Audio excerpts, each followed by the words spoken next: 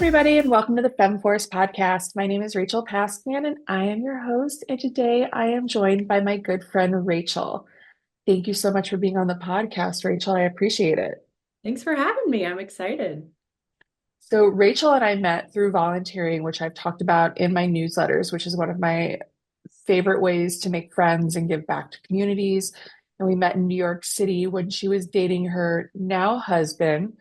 And now she is a mom to one of the cutest little girls in the world and a corporate girly and like crushing it all.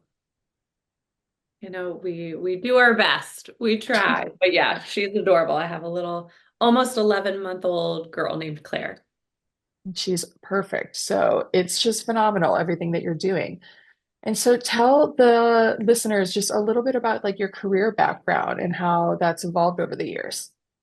Yeah, so I currently work for Louis Vuitton America, so the corporate office that oversees all of North and South America, coming up on 8 years, which time has flown by. Wow. I joined the team end of 2016 on their finance team as a manager and worked my way up to director of the financial planning and analysis team and did that for several years.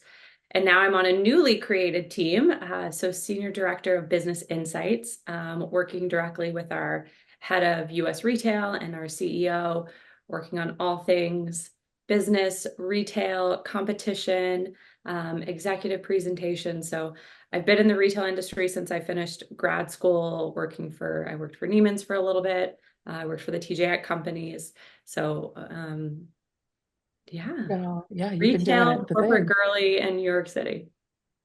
I mean, it's every girlie's dream. Like you have the dream job. I have acquired quite a nice closet over the past 8 years, I will I say. mean, and I love that for you. Like it's amazing. So you've had this corporate job that you have been working for, like you said, like the last 8 years, and you've been so dedicated and you've been on this amazing trajectory throughout the retail industry and within Louis Vuitton itself. And then you got blessed and were able to become a mom. So talk a little about how pursuing your career and becoming a mother has kind of come into that. It has been a big change, I will say, and there's so many cliches about motherhood and parenthood and like what happens to your life, and they are all true. They're cliches for a reason. Um, but yeah, I knew I wanted to have kids, and this was also kind of part of why I wanted to find a company where I could build my career and build a name for myself. And I really wanted to make sure I was established at a company before deciding to start a family. So they were very supportive when I got married. And honestly, when I told them I was pregnant, they all had figured it out already. That is quite a nerve-wracking step in the process to tell Yeah. everyone at work. But everyone again was so supportive of the journey, and it's a little, I don't, club is the wrong word, but I feel like once you share that news at work, everyone is so like truly excited for you. It's a nice kind of big life moment that you kind of get to participate with all of your coworkers, and it kind of unlocks this new camaraderie in the office. So That's so great. yeah. I like club. You're in the mom club now. In the mom club, the parent club, it is funny. It gives you like a natural conversation, a little small talk Starter. every time you see somebody, but it's more than small talk because people are like really excited. Like, let me see the newest picture. What's your phone background this week? Oh So my gosh, I love that. it's been a good transition, and luckily I work for a company that really supports it. I had great Yeah. maternity leave. I have great benefits. And they've really helped me to make this transition because it is not an easy one. And there are a lot of give and take as you kind of figure out how to fit both. Into your life, which we're going to get into. You said that it can feel daunting and challenging to, to tell your employer that you're pregnant. What was one of some of the challenges you were worried about when you were like, going to have to tell them? And like, how did you prepare for that? Yeah. one of my big ones was I had just hired a new team member, and I was like, I really don't want her to think she was hired just because I was, you know what I mean? Like, Yeah. I didn't want her to Hmm. get the wrong idea, and that it was like she was brought in to take care of things when I went on leave, because that was not the case at all. But also, I had recently moved into this new role when I had been in the role for maybe 3 months 4 months when I told them I was pregnant. So I was nervous, right? I'm in this new role. I'm supporting you always. Everyone likes to think they're super important at work, like it'll go on when Yeah. you leave. But again, you don't want more work to get put on anybody else. You don't want your absence to make life harder for somebody else. So that was a lot of my worry. And you also, again, US corporate culture, we don't take our vacation days. We don't, right? Like Um, the yeah. big thing to say, hey, I'm pregnant. And that means I'm now going to step out of this role for I was gone for 5 months. So that's a big one, and wanting to make sure you're prepared on like what your plan is, and right. And honestly, when I said it, they to both bosses that I had to tell were honestly had figured it out and were so excited and like stopped me mid when I started on like, but like, don't worry. They're like, that is not even in the realm of what we're thinking about right now. But it's a big life Yeah. moment and you're excited, but you have your own worries. So it, it's can be scary. Do Yeah. you feel like just being brutally honest from when you have that conversation, like this is or having a plan and being like, this is what I'm going to do, even though Yeah, they're so I excited did for go to you? HR first and like really understood, mind you, figuring out all the paperwork and legal HR jargon Oh, of I'm sure what it's your benefits daunting. are is another challenge in itself. But I had luckily had those conversations with HR and figured it out and kind of talked with my husband on what we wanted to do. So I wanted to know what my plan was and how long I was going to go out so I could communicate that. But I think it's in all things becoming a parent at the office, it was how much can I prepare ahead of time and think through my options and choices and kind of weigh all of those so I know I have an opinion before I go and start having these conversations with other people. Yeah.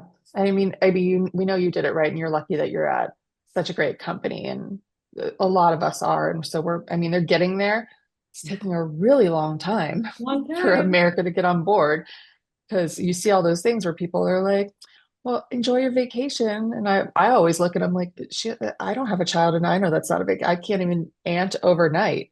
I'm like, so I know that's not a vacation. I'm like, I aunt in daylight hours until like the sleeping time. And then I'm like, okay, we're good now. Okay. You may go to your parents. Like, we're done Yeah. here.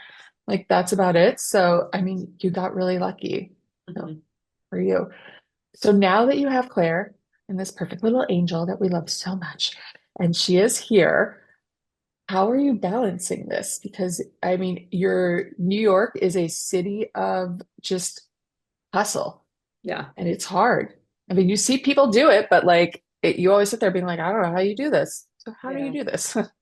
I will say once I got pregnant, you start to see so much more than you did before. I'm like, just the day, and we'll get into it more, but like getting up and down sidewalks is like a whole nother It's Subway. issue you do not think about until you're the one pushing the stroller. Uh, Balance, not so much. It's more a give and take at any moment in time. Again, I think it's a lot of like early conversations. My husband and I, when I was pregnant, talked a lot about how in the world are we going to do this? How late's our daycares open, right? Like nanny or Oh daycare yeah. have their own pros and cons. Um, eh, what happens if the subway stalls and you can't get to daycare? Like there's so many unknowns in the city, but then the city's also great for that. But like the balance is making a choice every day. Like we Yeah. sit and look at that calendar on Saturday or Sunday for the next week. Who has a late meeting?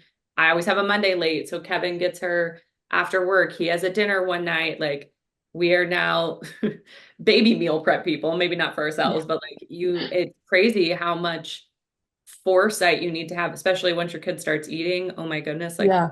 rules were so They do much. have to eat. So yes, Uh, I'm sure the rules change. yeah. Um, but yeah, it's a give and take. It is not a balance. There is no equality between the two. And yeah. No, that's insane. And when you have this like hustle culture that's behind you, do you feel like you're ever behind or you're like, it's too much having this? Like everyone else is like there from 9 to 8 and you're like, I have to go pick up my daughter. Or have Yeah. you melded into that role? It is hard. In New York, when you think about your career, it's like so much a part of who you are. And Yeah. when you meet somebody, it's who do you work for or what is your title? Like it is very Hmm. ingrained in the culture on like your job is part of your identity. So that was a big change in the hustle culture to be okay with I'm still very much in this job, but now I leave. Like it's almost feels like two distinct parts of my Roles. Yeah. life. To almost figure out how to kind of disassociate when you leave work. Um, but it's a different kind of hustle now, right? I don't hustle Yeah. to fun dinners and volunteering meetings and meeting my girlfriends after work. I hustle to daycare pickup and to make dinner for my little one.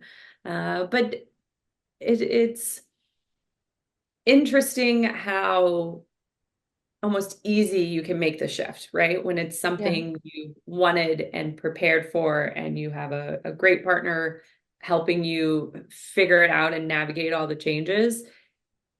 It's easy to make a change when you want it, right? When Yeah. you're prepared for it. And also when you got to experience all of it. Like I am an older first-time mom, I would say probably than most of Mhm. America. I was 36 when I had Claire. I just turned 37. Um, so I'm so thankful though that I got to have that New York City hustle, bustle, fast, like Yeah, the it was lifestyle. glamorous lifestyle. Hmm. I got to do that for almost 10 years. And I think both are so important in your like life experiences. So um easy to make that decision and swap when I know I got to have all those experiences that I always dreamed of moving to New York City. No, and that's just, I mean, it's phenomenal. And that you can do, I mean, you've had both. And they say you're truly a New Yorker once you've been there for 10 years. So congrats on that We did. anniversary too. So how did you, once you had Claire, like your company has been amazing. How did how did childcare work and like balancing this with your husband? I mean, you have a really great partner, so you're so lucky that Kevin is like, we're in this together. This isn't just your child, it's our child. Yeah. Childcare is tough. No matter where you live, it is competitive. We were on wait lists and never got in for the Hard. one that we wanted that was closest to our apartment. On our childcare journey. We really wanted daycare. Personal decision for everybody.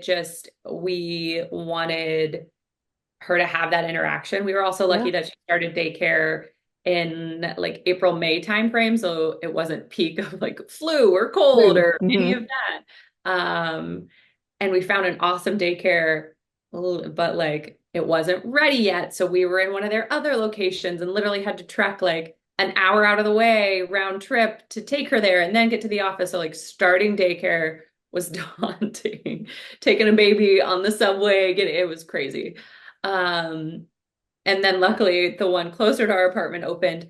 But it is you all of a sudden it's like, okay, we wake up at 6 every day, like get you rush and get yourself ready and get the baby ready and out the door.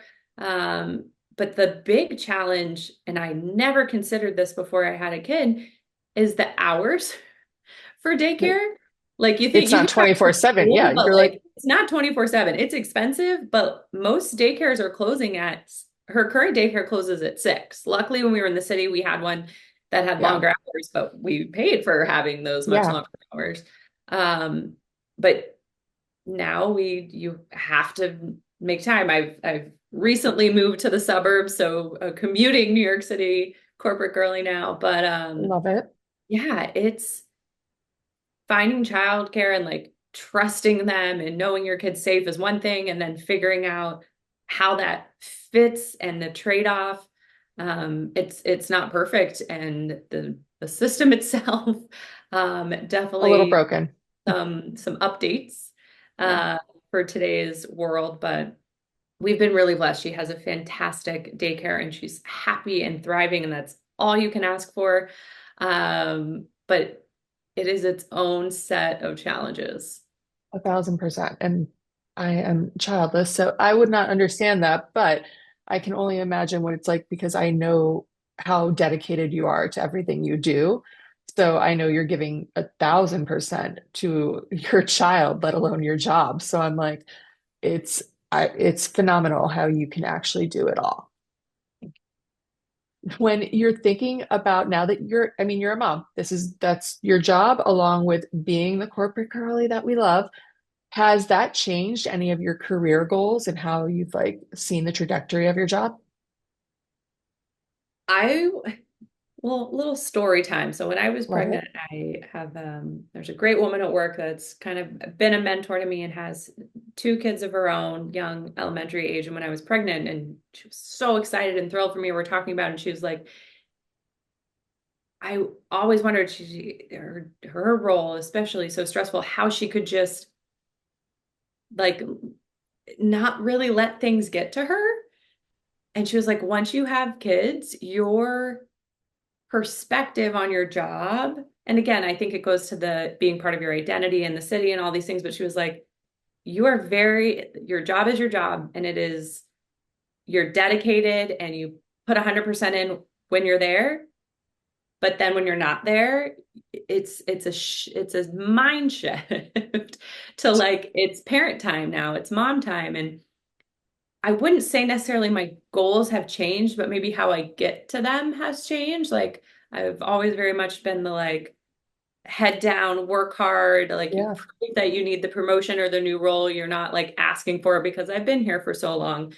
And now I'm I have a great role and I'm doing well in it, but it's like this urge to prove myself, I feel like isn't necessarily there anymore. Good or bad, but like I Yeah. still am 100% when I'm at the office, but now I have a different set of priorities and the purpose for why I'm working is different now. And that allows Yeah. me to not constantly be checking my phone on the weekend, to like when I take a vacation or a day off, like I'm off. And I think setting those boundaries too with work, and not just when you have kids. I'm an advocate for learning how to Yeah. set your boundaries at all points of your career. But having those conversations, and it's funny, I found everyone has been so receptive to them. So I don't know why I had this anxiety, even with like sharing that I was pregnant. You have this, right? Where when you're that, I work hard and dedicated and put Yeah. everything into it, you assume someone's going to have a negative reaction when you say, I can't right now, or I need to take a step back, or I need to shift my priorities. But I have not found that with anyone at the office. I think people are much more understanding now after COVID a little bit. Like Oh, yeah. everybody had to do it. You had to do the watching your kids while taking the Zoom call. You had to help your parents while doing this. Like it's just a different structure, but I think we're also ingrained every time I go to Europe, and I mean, your company has European offices and you meet the coworkers and they're like, you don't take off in August? No, we are not, we close the office in August. And I'm like, no, we don't. I'm like, I'm at the hospital with my dad, and I'm like, no, I'm Working still here. Don't away. worry. I'm like, don't worry, I'm still here. I'm like, beeping is going in the background, but I'm on camera, and I'm like, hi Mhm. everyone, I'm ready. I'm prepared. Let's do this. Taking meetings in waiting rooms. It's like a different culture shock to what Yep. like they're used to and like how you We deal will with get that, there in our right? lifetime. In Claire's lifetime. Let's go with that. In Claire's lifetime, we'll give them an extension there. And I think it's truly phenomenal that like you're able to do both of these things. Big deal. And again, I do think part of it is you have to kind of prove yourself and have that trust. And it's not that it takes a lot of time to build that in a corporate world, but once somebody knows you're dedicated and trustworthy and you put forth a good product, whatever your role requires, that does give you a little more flexibility, Yeah. as it should. Like again, it's a give and take. So some days I'll stay at the office or I'll work on the weekends to finish stuff. But I needed to stay home one day because my kid was sick and couldn't go to daycare, and I only worked like 3 hours that day while she Yeah. napped. So it's as people are real. And I think Yeah. as long as you show that realness, hopefully you receive the kind of grace back when you need it. And you work in retail. Is it mostly female dominated, or are there men that are in the corporate structure there? Yeah, there are. We skew a little more female in our corporate office, which I think is great. I love. Um, Most of the industry, though, I would still say leadership skews male. Yeah. Okay. But again, if I we talked a little bit culturally, but I do feel like the American men with kids are just as involved in my office and leave early on Halloween coming up, right, to get home Hmm. for costumes and all that fun. So I found, regardless of gender, that the support and the understanding is there. That's awesome. Yeah. I mean, and that just says that we're getting somewhere with the idea of like moms are moms, but they're also like working. Hmm. It's a balancing act. Have you learned any lessons that have like translated into your workday from like being a mom and like having, I mean, she's so young, but so I know it's like full hands on. I've become even more of a planner, if that's even possible. Really like looking at the schedule for the week. The biggest kind of learning I feel like came, I am so thankful I was able to breastfeed and I was Mhm. pumping at work, and like that is next level organization of your schedule, meetings, trying to be stealth about it, right? Like fitting, how do you fit everything into the day when you need like almost a few hours to get that Yeah, process done during the day? But the balance is just, yeah, your mind is constantly a few days ahead, planning, like blocking the calendar, doctor's appointments coming up. Like there's so many things to consider and think about, that impacts the day. But luckily I was already a planner, so I feel like you that were wasn't such a so much planner. of Yes. We a love your spreadsheets. thank you. Thank you. Um, that wasn't so much of a big change for me, but I would say for most working moms, that's universal, is you're just Yeah. constantly thinking about the next thing and how, again, eating, like, geez, the amount of my You brain forget to eat. Yeah. space that's like, what's my kid gonna eat?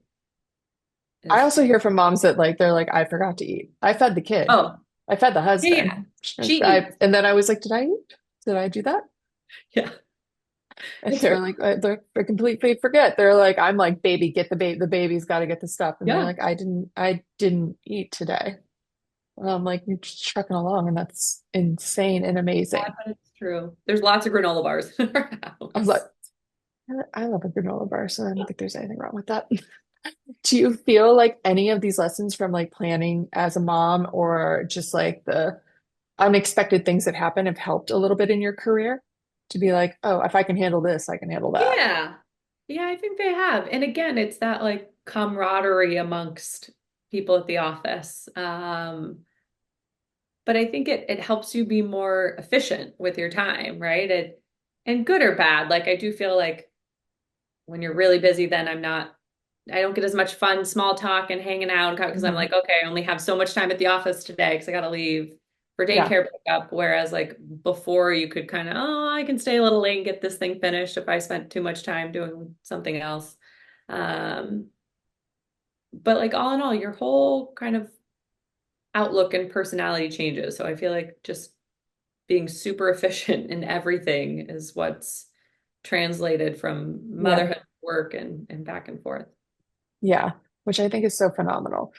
So, are there any insights or like things you wish you would have known like before you went on maternity or like just like sunk in where you're like this is like yeah, it's a cliche, but this is actually a thing for like Um, motherhood and being in the city, working girl. yeah, well, one, I had a couple of really close girlfriends that had become moms while they were living in New York City. So that was a good learning and taking advantage of that. But at work, there were actually four of us pregnant at the same time. Oh my gosh, So we kind little of, tribe.